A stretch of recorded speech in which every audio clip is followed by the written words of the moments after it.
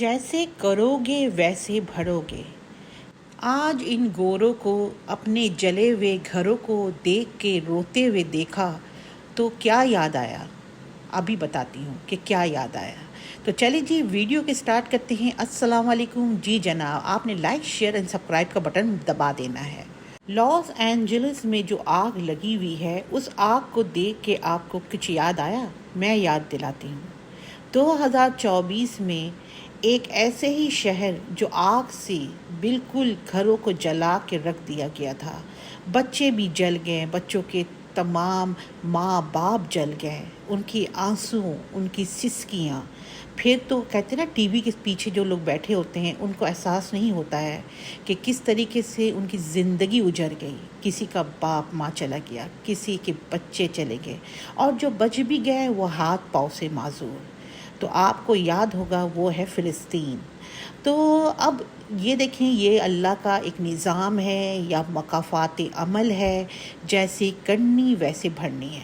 अभी जो 2025 शुरू हुए कितने दिन हुए थे कि आग ने पूरे लॉस एंजलिस को अपनी लपेट में ले लिया है। ये उन लोगों के घरों में आग लगी है जो बहुत ही मिलीनियर बिलीनियर वाले लोग, जो फिल्म इंडस्ट्री के, जो हॉलीवुड के फिल्म इंडस्ट्री के लोग थे, उनके पूरे घरों को कहते हैं ना निस्ते नाबूद हो गया है। ऐसे रो रहे हैं वो लोग, कहते हैं ना कि हिचकियाँ ख़त्म नहीं हो रही हैं। इसको कहते हैं मकाफ़ात अमल, जैसी करनी वैसी भरनी।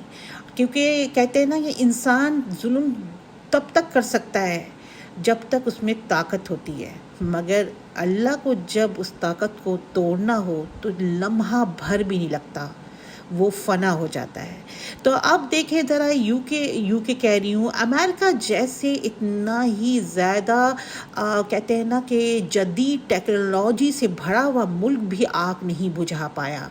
कहते हैं बिग पावर है अमेरिका, तो ऐसी क्या बिग पावर के एक आग ना बुझा सका। और आग की नौयत इतनी दिन ब दिन तेज़ हो रही है, ऊपर से अल्लाह ताला ने हवाओं का रुख भी तेज़ कर दिया है। तो हवाएं जितनी तेज़ी से हो रही हैं, आग उतना ही फैल रहा है, और लॉस एंजलिस धूं धूं करके जल रहा है। कोई कुछ नहीं कर सक रहा है। कहते हैं ना, जहाँ पे इंसान की सोच ख़त्म होती है वहाँ अल्लाह की सोच शुरू होती है। ये बात समझने वाली बात है।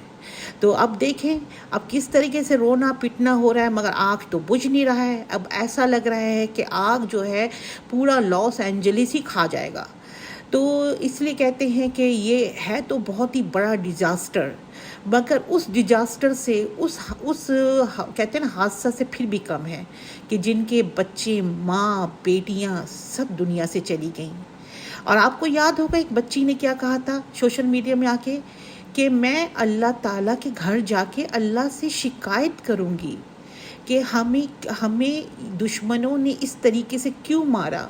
मैं अपनी शिकायत करूँगी। उस बच्ची की आवाज़ आपको याद होगी।